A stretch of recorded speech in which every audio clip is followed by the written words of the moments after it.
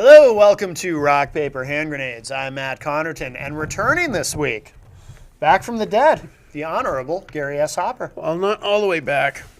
Right. No, I was in the hospital last week up in Concord, and they said I should stay over. And I said, because my breathing was down. I probably had like 25% capacity on my breathing. Really? I don't know. I can tell you how much I could fill, and it wasn't very much. Oh, wow. And I was struggling too much, so I went there, and they pumped me full of all kinds of wonderful stuff. And they said they want to keep me. You should stay overnight. I'm thinking, why would I want to do that? Okay, if I stay there overnight, they're going to be poking me all night long. They're going to be opening up my eyes to make sure my pupils aren't dilated. They're going to be cotton picking and having that blood pressure thing is going to be going off every 5 minutes. Mm-hmm. How can you get any sleep there? It's like a torture test. It's not like restful. Right. If you had pretty nurses waiting on you and they let you sleep for 6 hours in a row, that would be one thing. That's but not they such don't. a bad deal. No, but the nurses aren't pretty. No, and the nurses, were okay. It's just that, the constant torture, because it's like the nurses wait because this is their opportunity to get back at their husbands. Right. And they wait, and they say, I guess I can stick another needle in this one. You know Okay. what I mean? It's almost like a what do you call those dolls? Oh, a voodoo doll? Yeah. All right, here's like a personal voodoo doll or something. Here's a hypothetical. Suppose it's the constant torture, but the nurses are really hot. Your wife doesn't watch this, right? Yeah, no, she never watches Okay, this. so you can answer honestly. Like, can what do you do? What would you do in that scenario? That gets tougher. Yeah, I know, right? That gets wicked tough. I know, right? Yeah. Well, think about it. Think about it. Get back to me at the end of the show. I'll get back to you on that one. yeah. Okay, so that's enough of my medical stuff. Today we got a Penny Dean. Penny Dean is an attorney who, I don't know if you specialize in self-defense and gun type legal stuff. I know are you still involved in Go New Hampshire or? Oh, absolutely. Okay. And I do, in New Hampshire, the Bar Association doesn't let us use buzzwords. Penny, your mic's like way far. There we go. You can't use buzzwords? No, we can't use buzzwords. So all I can say is that I do self-defense law. But Okay. we're not allowed to use any of the other special words. Oh, okay. But anyway, I had Penny on because she's agreed to come on.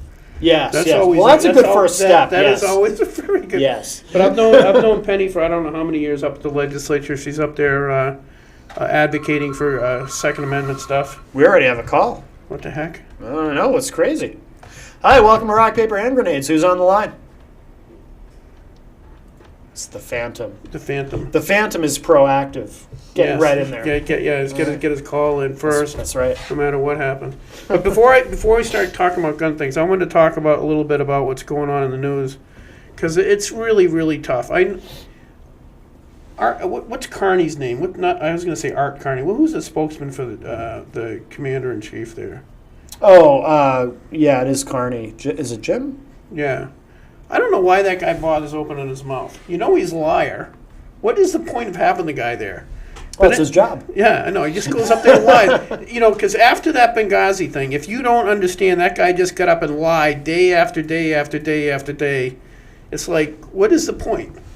But anyway, so if you follow the Benghazi thing, theoretically what happened was a lot of that was about the American government running guns from Libya to Turkey and then to the rebels in Syria.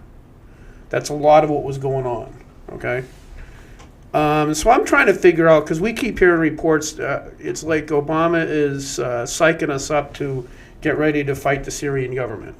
They're talking about no-fly zones and all this other stuff, and if they use chemical weapons, da-di-da-di-da. Well, today they announced, too, the administration's agreed to recognize the rebels, the rebel group. Which ones? The ones that are doing the beheadings or the kinder, Syrian, gentler ones? Oh, are there kinder, gentler ones? No, I don't think so.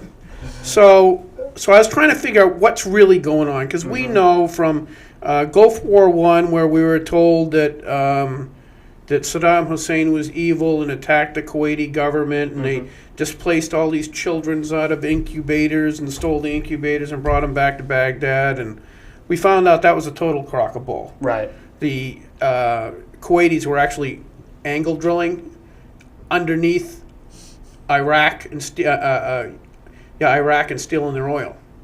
That's what that war was about. But we were never told that. Well, plus April Glaspie. People leave this out, but April Glaspie, I think I've got the name right, our ambassador to Iraq at the time, told Saddam, I think We don't literally care. the day before, yeah, Don't your worry border about it. disputes are of no We don't care. no interest Do to whatever us. you feel like. Yeah, it was exactly. like we set him up. We did set him up. Yeah. It was a total scam. And so after that scam, anyway, so when the government says, oh, they've got weapons of mass destruction, then we're going to have to go in there for humanitarian reasons. We're only going to kill a couple million this time for humanitarian reasons. I started trying to figure out what the heck is really going on. And I think I figured it out. And that's by going through outside American news sources. I couldn't find that locally. Right. What I believe is going on is that Syria has a pipeline is coming in. It's going to go through Russia and then into Europe. What the Europeans really want is Syria to take that pipeline and run it through Turkey directly into the EU. In doing so, bypassing Russia and not allowing Russia to have so much control over oil going into the European Union. And that's what this war is about. Interesting. It has absolutely nothing to do with we're trying to protect the little people. Right. Right. Okay. I'm pretty sure that's what's going on. Of course, we'll never be told that. That's interesting. And like I always say, follow the money. I mean, that's what war is usually about, really, money and power. It's not about protecting anybody, or that's why we pick and choose who we help out and who we don't. Yeah, it's all a scam. It's like when they had the peace treaty in Gaza, or this recent flare up, when Hillary Clinton goes down there and waves her magic wand, and all of a sudden the missiles stop, and a week later, or within the next month, the Egyptians are going to get 20 brand new jets from the United States. Right. Well, McNamara, even going back to the Gulf of It's- Tonkin, it's- McNamara admitted that was a scam. Which one was that? Robert McNamara admitted that the Gulf of Tonkin resolution. I know. What was the Gulf of Tonkin one? I don't remember. That was before Vietnam, right? Okay. Right before. That was one of our excuses to get For getting into to get engaged in Right, that. right. It turned out it never even happened. Yeah. was all- Okay. That's way back. Because Okay. at that time, pre-internet and everything, you could get away with staging something. And sure, that was real. Right. Nobody had camera phones. Yeah. Yeah. It's amazing. It's Yeah. amazing how full. Who's going to vote for that? Well, no one's going to fund it is the problem. No. No one's going to fund it. Wouldn't that be cool though? I bet you if you had a party, this is our only promise: we will not lie to you. Okay, we're not going to promise you this right, that right, this pro-life. No, we don't care. But we promise is when we tell you say something, we actually mean it. But everybody promises that anyway. They all do, but they're all liars. Right. It's like you've got that cotton-picking Boner or whatever his name is up there screwing all the Tea Parties John right Boehner. now. Oh, you call him what you want. He's supposed to be the big grand flamage of the Republican Party right now, and he's screwing all the Tea Party guys right Well, now. what do you want from someone who cries all the time? He does? Oh, you've never seen him cry? He hasn't done it Well, lately. he can but do it on cue? Is he one of the... Is he that good? Probably. I've seen him cry so much that I've wondered. Really? Yeah, he cries a lot. If you go to YouTube and just type in John Boehner or Boner crying, Yeah. he cries all the time. Oh, no. It's weird. It's, Nothing wrong with a man crying, but he no. cries so much If it's you weird. can do it on cue, that means you were so full of crap. Yeah, oh yeah. Anyway, I'm trying to endear myself to the Republican leadership. Yeah, so you do, yeah. I always do. Yes, I you always always do. You I would never do. upset I would anyone. in never. your own party. I'm always good to everybody. Yes. Anyway, so Penny. Yeah. Okay. So Penny and I have known each other. I'm trying to think about how far back, but it's got to be at least 10 years.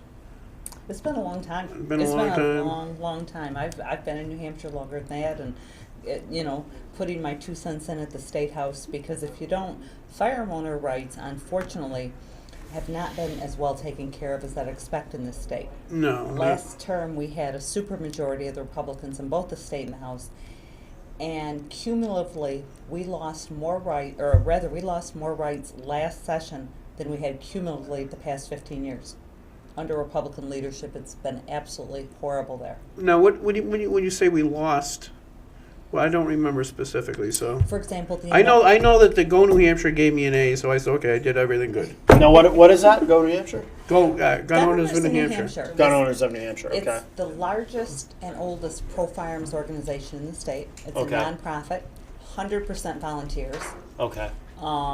They really use their money quite wisely. They use it to educate and inform firearm or members in the state about their firearm rights, what's happening, what's going on, all that type of thing. And it's really they do a lot of great work. They send out Minuteman alerts, both via email and postal mail, depending on the time, to let people know if there's a particular bill, either that is going to hurt or help your firearm owner rights. Okay. And there's a lot of times a lot of bills that people don't realize. They say, well, how does this impact firearm rights? And they're absolutely surprised. Administrative regulations, people think sometimes, oh, what does administrative regulations matter to me? And they really, really do. There's a lot of things that impact firearm owners, the right to carry, where they can carry, what they can carry. Mm-hmm. For example, in New Hampshire, I would personally carry a loaded shotgun in my vehicle. I think that's a really good self-defense tool. But we can't do that in New Hampshire. At all? At all. Remember that was a bill that I told you, I tried to compromise on it. You got mad at me for that. I'll tell you what, because there's compromise. Right, wait. Okay, but anyway, yeah, that was the one that I remember this now, yeah. She, Penny, and I think Dave Wheeler's group, and I think Evan Knapp, all came to me, and this is put in perspective. This is 4 years ago when the Democrats were in charge of the House, and I was the most conservative member of the Fish and Game Committee. So they says, Gary, we need you to do this. And so I went halfway, and I said, okay, I'll redefine what a loaded weapon is, so that you can still have the shotgun in the car loaded, but without one in the chamber. That was the bridge, and you didn't like that. I think that there's a problem when that's the issue. The problem is, in order for me or anyone else to have a self-defense tool handy, we need it really handy. So it's got to be loaded, is what you're saying? It absolutely does. If you can't have it loaded, and we heard all these fallacious issues, quite frankly, about safety, which makes no sense with modern firearms. And I said, how is it that every one of us in the room who's carrying a handgun has one in the chamber? And I asked law enforcement, each person that came up. I never do. Yeah, they absolutely. I just can't I can't wrap my brain around it. Yeah, every law enforcement person has a loaded cartridge in the chamber, and if they don't, quite frankly, they're silly. Talk about people that carry concealed firearms. They have a loaded round in the chamber. Why do they not carry one down time? Time is sometimes milliseconds count, and you just never know. And so we've had a lot of things, that's really disappointed me in the State House, and we continue to, fight for our rights, and we appreciate those who help and introduce bills. We appreciate those who introduce good bills. I certainly think that people don't realize it, that even a millistep back is really hard to ever recover. But you said we went backwards. What do you mean by we went backwards in the last 2 years? Well, particularly, for example, the annulment statute. The annulment statute that passed that's going to become effective January 1st, 2000. What is that? Petitions to annul. What happens is that if you... Don't even remember that argument, so... Yeah, it's a really, really important piece of legislation that passed, which is a bad piece of legislation. Okay. And it's effective January 1st, 2013. And the way it works now, and this is really pretty important to know, is if you were ever even falsely arrested for something, okay, right. Let's say you didn't do it, falsely arrested. I always say I didn't do it. You didn't do it. That's a good policy. Yeah. That's a good policy, yes. I think the best policy is what I call the STFU, and we can't say some of the words, but it's Right. the Be Quiet policy. Right. The Be Quiet policy. Shut up before you stick your foot in your mouth. Yes, the Be Quiet policy. It's Yeah. that your first thing should be to be quiet and ask for an attorney. But the bottom line on the annulment statute, the new one that's going to be effective very soon, is that the whole purpose of an annulment statute, in addition to restoring people's rights and to essentially taking off their record either an improper arrest or maybe a valid arrest and valid conviction. Right. The public policy argument behind that is to give people who've proven over a period of time, to give them a clean start. Yep. And the way the law is going to work now is, for example, in license to carry hearings. Right. We've had chiefs of police say, well, in 1942, this guy did blah, blah, blah, blah. Well, under the annulment statute, that information cannot be brought up. As a matter of fact, it's a crime. The old annulment statute, it was a crime to bring it up and bring it forward. For example, in a hearing where a person, a male or woman's denied a license to carry a concealed firearm. Right. Under the new statute, that's all going to be public information. So essentially, it's throwing up your past in your face for the rest of your life, even if it's annulled. Because they put a little asterisk by it and say, oh, it's annulled. It's kind of like a bell that can't be unrung. Once a person Right. hears that, Right. it really changes their opinion. And the whole Is that going to be able to be used in court? Absolutely.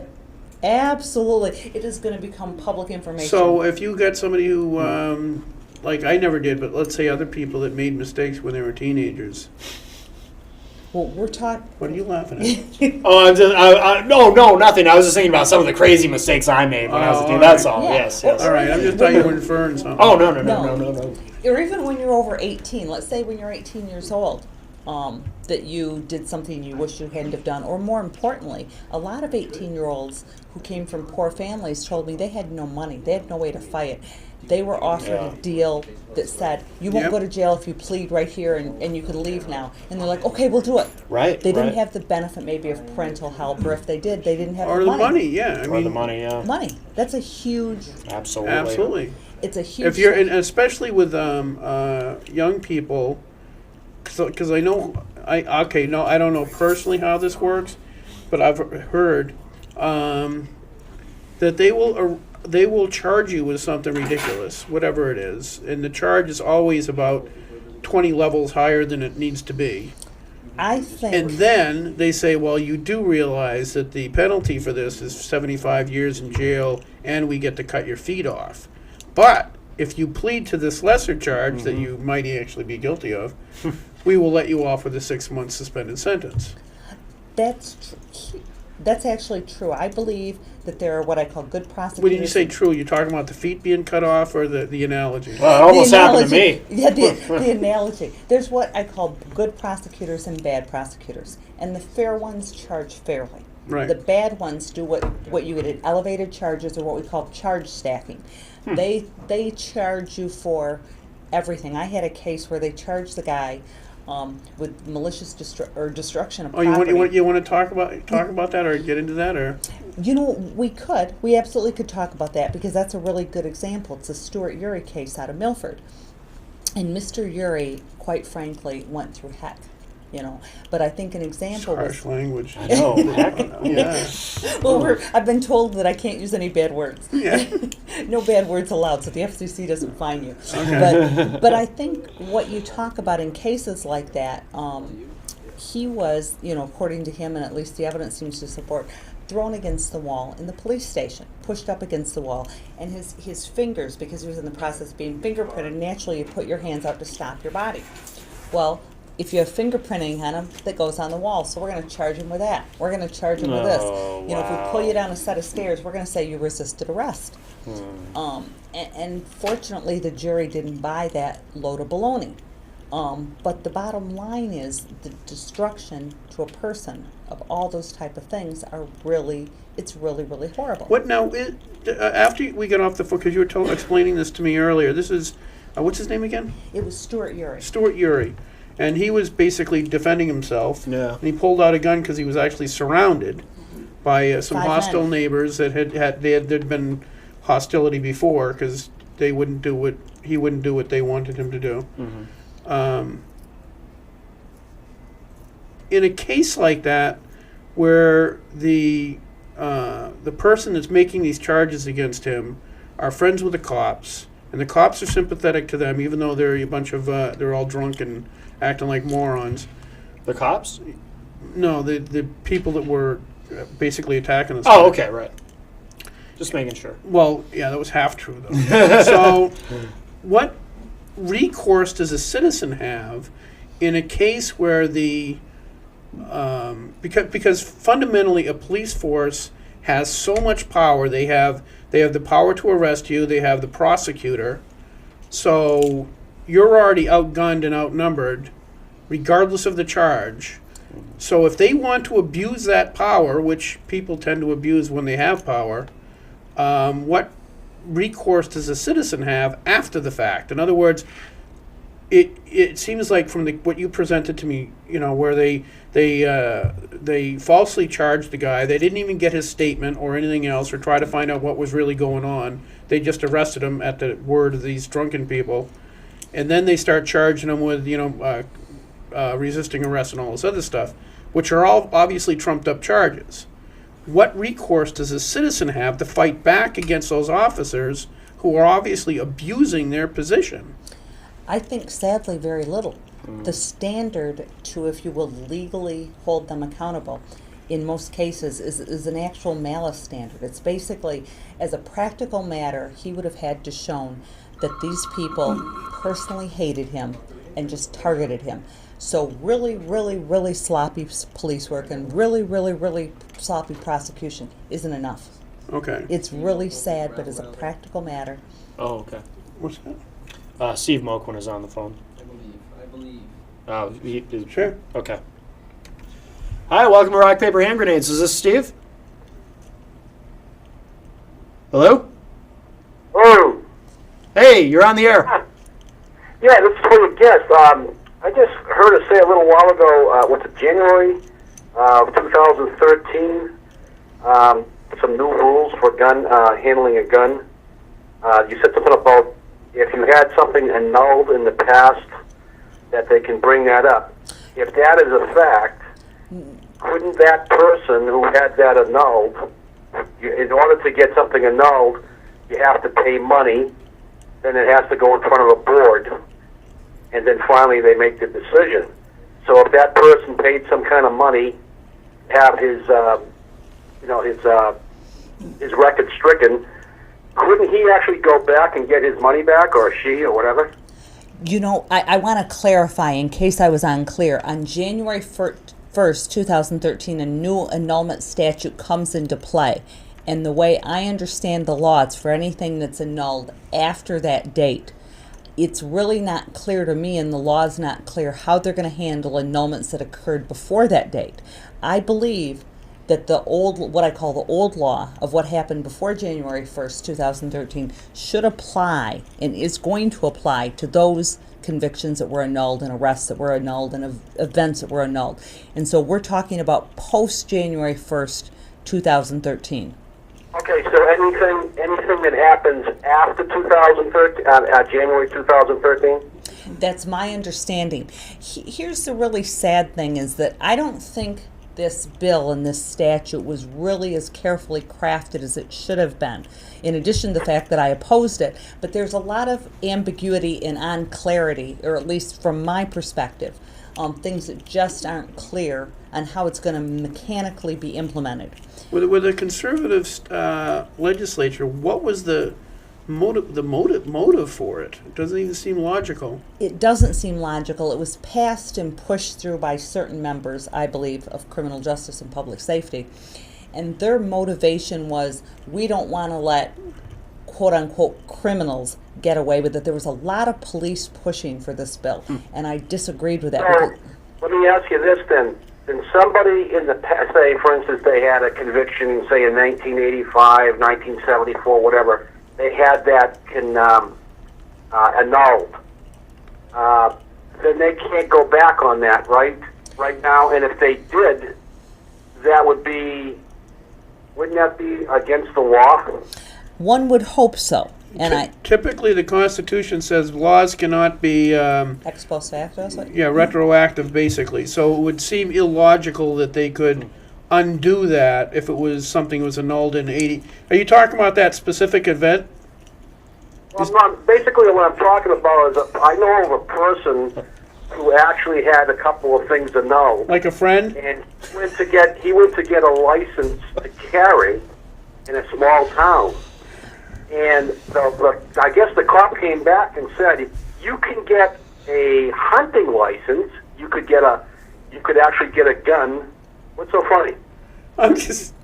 The reason it's I'm picking on you. That's all. the reason it's so funny is everyone always calls and says it's a friend or neighbor, so it's a joke. It wasn't meant to be mean. Yes, it was. Oh, you're laughing at me. Okay, I get it. Yes. You still sitting on that whoopee cushion? Or? No. Matt took that back. Oh, did he? Yeah. Okay. Well, anyways, I hope Matt has a clothespin. So, anyways, No, I just do this. okay. You go for the raw stuff. Okay.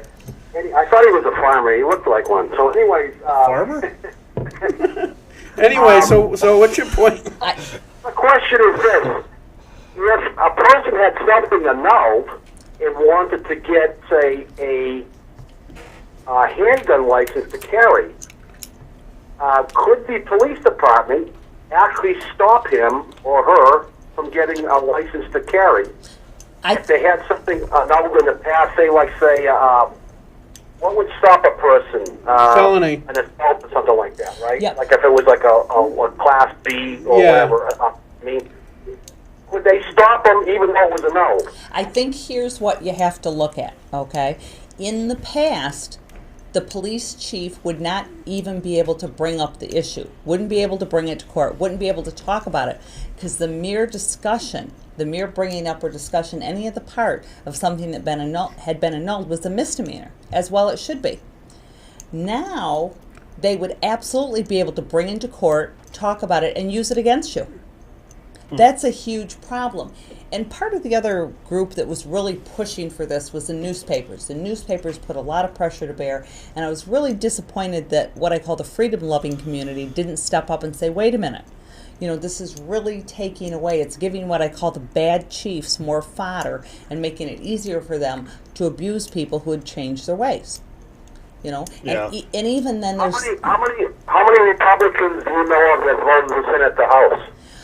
Unfortunately, a whole pile of them. We can look at the voting record. I pulled the voting record, and I was pretty darn disappointed in the who's who that voted for this. Uh-oh. Yeah. All right, and Steve, I'm going to let you go. Have a good night, brother. Oh, have a good Christmas. Good question. Yeah. No, Thanks, Steve. So fundamentally, I don't know how I voted on that. I don't either. I can't remember. Thanks for not looking before you came on. I know. I wondered if you were in some trouble. Huh? I But can't now was recall. that so fundamentally now the Chiefs have the option of pulling up all kinds of old crap Yes. when you go for that pistol permit. I think, again, we're going to look at things that are annulled post January 1st, 2013 versus the pre Right. No? 2012. And I guess the other thing I'm going to remind you as a sitting legislator, you guys have an opportunity to do the right thing and repeal this bad law. Yeah, it's not going to happen. Not this session. No way. Penny, it's going to be a horror show. We're going to be barely holding our own. I'm hoping that the Democrats who care about people's civil rights will, Yeah. All 5 of them. you know, I just would really hope that someone somewhere. It's like gun laws right now. If it, huh? Oh, we I'm got just it. not going to talk. Nothing. So, like right now, somebody came up to me and says, "I have this really cool idea." Like last term, Greg Salt, who was a state rep in Manchester, really nice guy, had me introduce a bill to allow somebody on, like if you're driving to UPS and you get a job there and you pull into the parking lot, you don't have to disarm yourself because they have a policy against it. Correct. Okay, and I introduced that. I wouldn't even consider doing that this term. Oh no, Not this- even close. Right. No, this term there's simply no purpose behind that. Typically the way the Democrats have voted, it'd be an exercise in futility. Yeah, Should we so- grab this? It's actually yeah. Norm on the phone. Hi, Norm. Norm? Hey, hello. There you are. Norm! What's up? Hey, I have a question for the beautiful young lady there. Yes. The Marilyn Monroe look there. I have a question for. Okay, back in 1990, I applied for a gun permit. I do not have a felony record. I've never been in jail or anything like that. And the chief of police here in Manchester, for no reason, denied me a gun permit. And I didn't realize how powerful a chief of police could be. They don't even know you, but what do they go by? Like a roulette wheel? Well, who am I going to give the gun permit to, or who am I not going to give a gun We permit to? Norm, we changed that law about 8 years ago? No, as a practical matter, you didn't. We You- didn't? You think you did, but you didn't. Well, I thought we did. You thought, wait, here's two things. We need to elect chiefs of police. We need to make them directly accountable to the people. Number one. Number two, Representative Hopper is what I call correct in what he thinks he did, but the problem is that it didn't work that way in reality. Didn't No, we change into a shall issue per state? That's what the law says, but that isn't what the courts say it is. So my wise father had a very good saying. It is not he who maketh the law that's a giver of law. It's he who interpreteth the law is a giver of law. And one good example of that, if you look at where you can appeal from a denial for a license to carry, the law is clear as heck on its face. You can go to district or superior court. General court passed to be done that way. And I had a case where the court says, oh no, you can't come to the superior court, only in these enumerated conditions. I said, well, that isn't what the law says. And the judge says, sure as heck is. And I appealed at the Supreme Court, and I said, Supreme Court, he wouldn't let me go to Superior Court. And they said, oh, he's right. And I said, well, how is it that you've decided my other cases that came from the Superior Court? Oh, we're going to clarify things now. Whenever they clarify things Yeah, now. somebody loses. Yeah, yeah, but what's more Well, important I is the asked law under is the clear. right to know law. I thought that under the right to know law, I would be able to get an answer for that, and they said it's not important. We control. So you literally weren't given any explanation at all? Just said a flat Not denial? at all. That's interesting. Well, They want me just to said tell a you- denial, You want me to? and they said even under the right to know law, I didn't have a right to know. Wow. You want me to tell you something even more disgusting that should wake up every Thank you for legislator? answering. Wait, Have a hey, great day. You're welcome. No, oh, God. You're- Okay. Yeah. Thanks, Norm. You should try. I don't know if you ever did it, but you should try it again. I think under the new laws, they're less likely to nail you. You want me to tell you something? Okay, don't The- probably not, but go ahead. Yeah.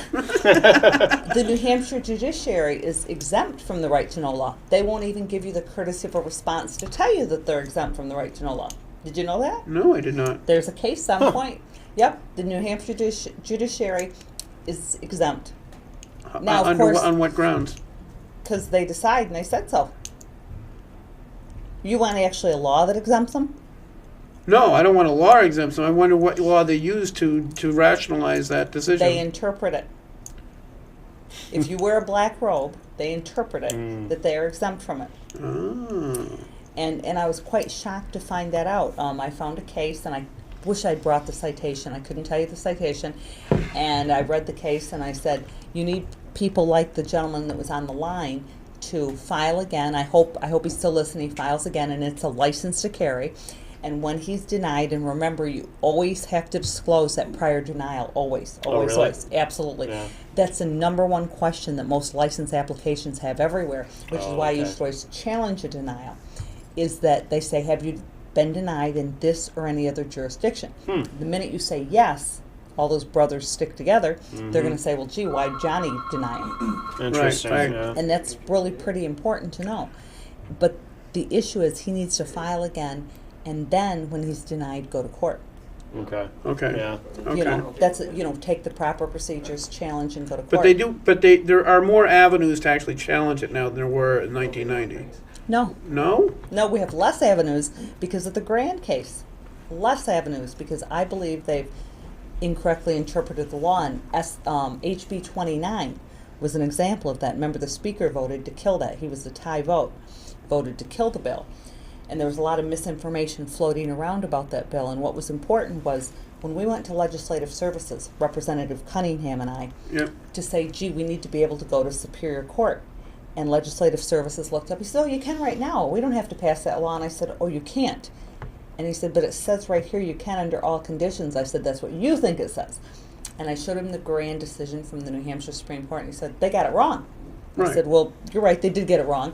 But we need to be clear as a bell. And we need to, pass a law to make it clear. And unfortunately, Republican legislators killed that bill in the House so that citizens don't have the right to choose their venue if they're denied a license to carry.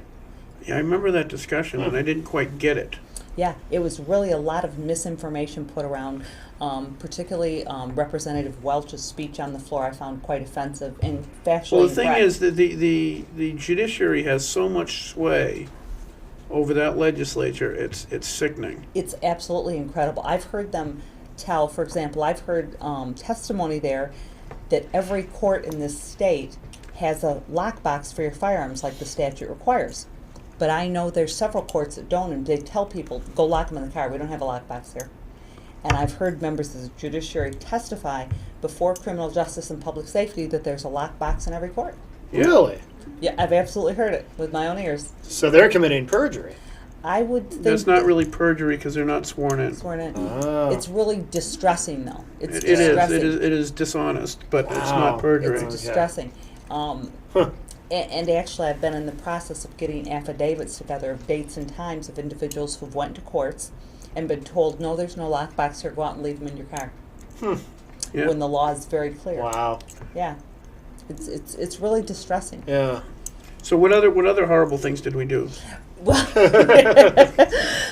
well, Because I know there was like about 3 or 4 different bills that went up to the Senate, and just everything died right in the Senate. And I never quite got the genesis of what the cause and effect of all that was. I think the largest things, and really the most distressing thing to me as well as an attorney, is SB 88. When it passed, everyone said, oh God, Well, we have let's regroup. What's SB 88? SB 88 passed, and that was supposed to be stand your ground law. Some people called it the stand your ground law. Okay. And what happened was it really modified the law very, very little. And it still put people in what I call an affirmative defense land. And what people don't understand is when you get to raise this affirmative defense, you do at trial.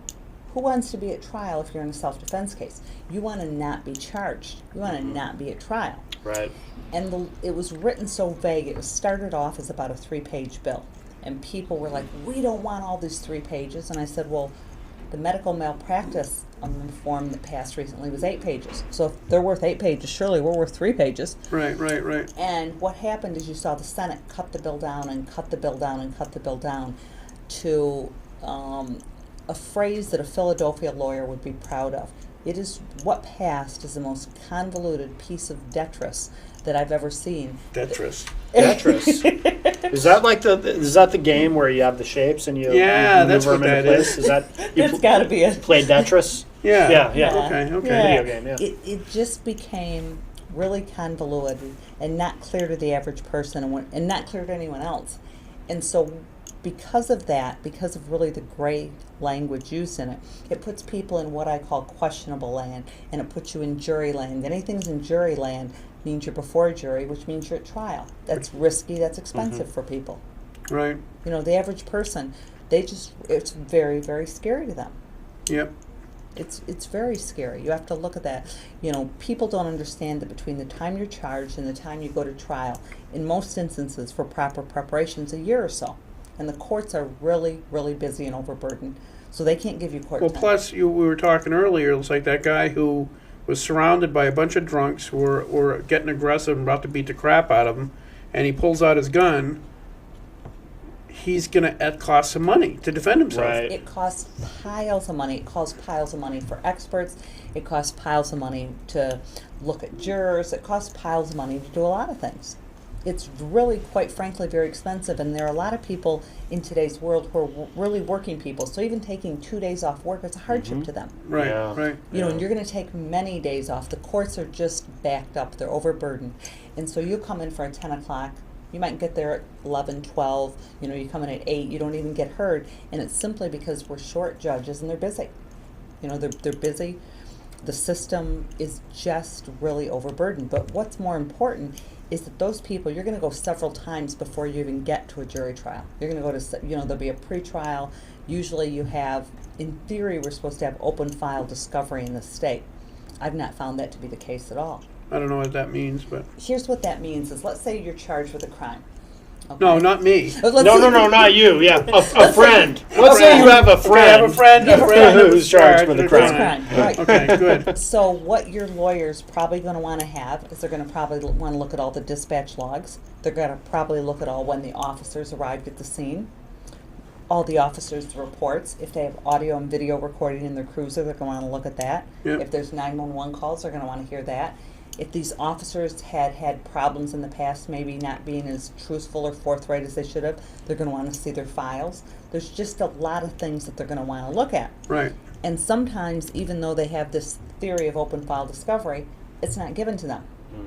You know, it's not given to them. You have to fight tooth and nail, which costs time and costs money. You know, to go back to the Uri case, I asked for, it was Milford Police Department, and I asked for their standard operating procedures because I wanted to know if they had followed proper procedure. And I was told by the county attorney, assistant county attorney rather in that case, that Milford Police Department didn't have a standard operating procedures. Now, do anyone believe on planet Earth that Milford Police doesn't have standard operating procedures? Come on. Does anybody Right. believe it for a second? I don't know. I don't know enough about police departments to know if that's Trust true. me, they've got 28 books this thick, you know. So Yeah. anyway, after about 2 or 3 hearings with me continuing to stomp and scream and say, geez, I really think my client needs to get this, it's very fair, you had the assistant county attorney say their guidelines, their standard operating guidelines. And of course, the judge about lifted his butt out of the seat and said, wait a minute, you're telling me that, he was playing a word game, and I think any other judge would have fined her, because that's really what should have happened. She should have been fined and sanctioned for that little game Yeah. that we'd played over several hearings. Now, that goes back to my what is the consequence? Because the thing is not only are they attacking the citizen taxpayer of Milford, Yep. okay, this is who they're attacking. They're wasting taxpayer dollars. They're wasting boatloads of taxpayer dollars. They're wasting judges' time. Judges have premium time. You know, there's So, not enough judges. why Yeah. isn't there why can't we institute like if you have a prosecutor, let's say in Milford, and I presume that if she was tormenting you and your client, this isn't an anomaly. Right. I'm not the first. Okay, It won't be the so last. therefore, what legislatively can we do to make consequences for police departments that go and cost the state money? Maybe that's the angle. Maybe the angle is if a prosecuting attorney does what you said, which is basically, I don't know what you'd call a delay of case or whatever you want to call it, but let me just my thought that the state has recourse to attack the town for money, because then the taxpayers can say, "What are you guys doing? What That's about, a $500,000 bill we got because our attorney is throwing around in court." what about the redress of grievances committee? It's Should that dead. That's really sad. Should that person be brought there to explain to you about what happened with taxpayer money? I think the committee's probably dead. Yep. Yeah, I think there's a lot of options. I think that it was really quite sad in this case because the judge had actually joked with me. I have this comprehensive discovery motion. And discovery is where I say, give me all the information that you should be giving me that might tend to prove it's called exculpatory evidence. Right, tend to right. prove Everybody my knows client- what, yeah, prove my client wasn't guilty here. right. And what was really interesting is the judge had actually made fun of me because he said, Attorney Dean, they're supposed to have open file discovery. You know, why do you have to file this motion? I said, because they don't have it, because they didn't give me this and they didn't give me Right. this. And so we went down the line, and so the judge saw me making a note. He said, you're modifying your discovery motion. I said, you bet. I'm also asking for, in addition to standard operating guidelines, standard operating procedures, because it was really a cutesy play on words that normally courts will not stand for. You can't Yeah. play word games with them. You know, and she was allowed to do that. It delayed us quite a period of time. Wow. And it's just wrong. It's Yeah. morally, legally, ethically wrong. And It that's- is. It's an abuse of power. But so do you see any possibility of getting traction with some sort of legal recourse that the state court has of taxing or fining or creating a fine for non-compliance to court orders? You know, I'm not sure that I do, because here's the reason. Judges have enormous power in that courtroom, and it's up to judges, and at least it's my humble opinion. I think that defense attorneys are treated much more harshly than prosecutors are. Right. I really believe that. Now, of course, some people may disagree with me, but in my experience, they get away with a lot of crap. Well, it makes sense. Prosecutors are part of the system, and the Yeah, system exactly. protects itself. It's really wrong though. Prosecutors, what their original thought was to do justice. Yeah. Okay? Not to quote unquote win cases, Yeah. not to get the most convictions, not to get whatever. It's to do justice for the citizens of the state. And so when they're going after this big win record or whatever, Right. they're really not doing justice, and they're really not doing the right thing. Ultimately, they're helping their own careers in the long term, right? Yeah, I mean, it's just plain wrong. The other thing is they're not helping citizens. They're just not doing the right thing, and that's important to me. The other thing that we've seen, or at least that I've seen, is that police officers that maybe get fired from one town or leave under cloudy circumstances, shall we say, are hired by another town, and the records really aren't clearly following them like they should. They're really not being informed, so that what happens is they go to another town. So you're looking for your exculpatory evidence, and it's not there because they just got fired from Town A and now they're at Town B. Yes, and we have actually a new law that's supposed to solve this problem. I don't know how it's working so far. I don't know that it's going, I hope that it works as it's supposed to work. And what it's supposed to do is put an affirmative obligation on the prosecutor to give us this evidence. And I Right. don't know that that's going to happen. Right. You know, I hope it does. I hope judges uphold it. I'm going to be writing special separate motions asking the court excuse me, Yeah. to force the prosecutor to do that. So yeah, I hate that. I do that all the time. Cotton picking lately, I've been like, I get like this dry cotton picking throat from talking. It's that time of year. Should we grab? I think Steve, yeah, is go ahead. Steve, you still there? One more time. Hello. Oh, there he is. Hi, Steve. How you doing? Good. Yeah, I wanted to ask you, I guess, the question. Does she know if the police or the state troopers took an oath to uphold the Constitution of the United States, or do they have to? I believe they have to. And I believe, Okay, let me ask you this. This is just a hypothetical. Hey, The there's a United fountain right States outside if you government, we're want to talking go about get gun laws here. It just came over me now. If they have to uphold the Constitution of the United States and they took an oath on that, that's state troopers or anybody in law. Yeah, he's gonna. If the United States government came to a point where they took our Second Amendment rights and said, you know what, we're going to confiscate all the guns, no one is going to be allowed to have a gun ever again. Would the police, do you believe that the police and the state troopers would actually take their oath and shout out the window and go by what the government says they have to do? She'll be back in a second, Steve, because her throat's killing her. She just got a drink of water. Thanks, Steve.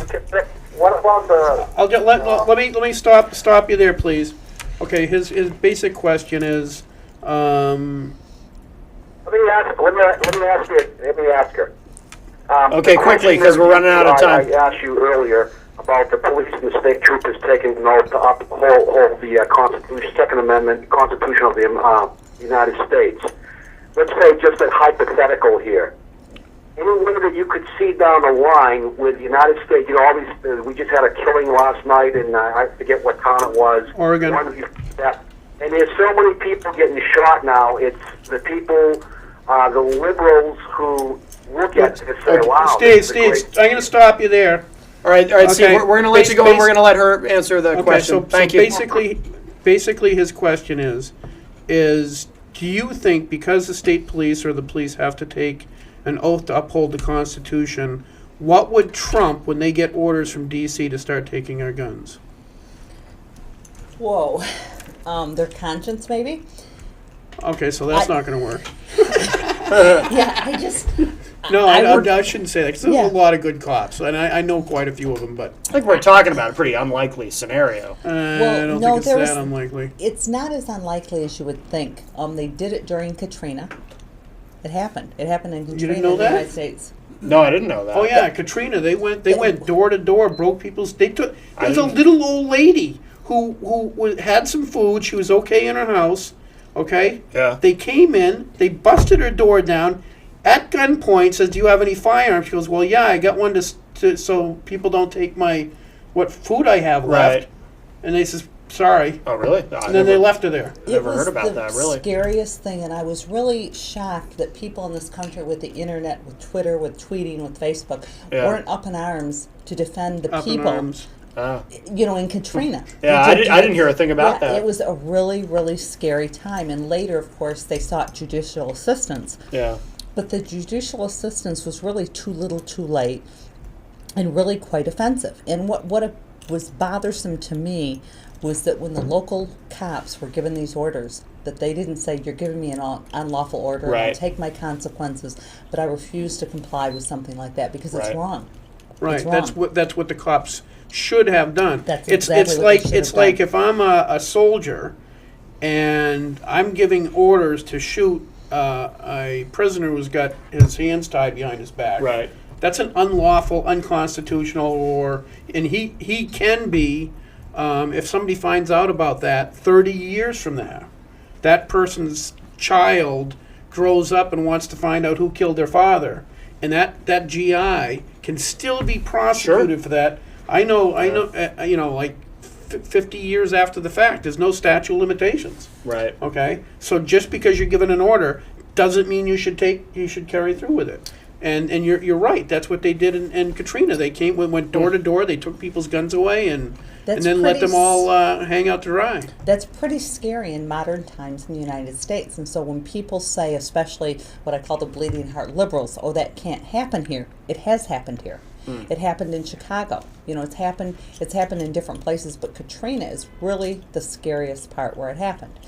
And the other thing that we've had is, at least in New Hampshire and other places, we need to look at the commanding officer of the fire department in any given area in the scene of emergencies has incredible power.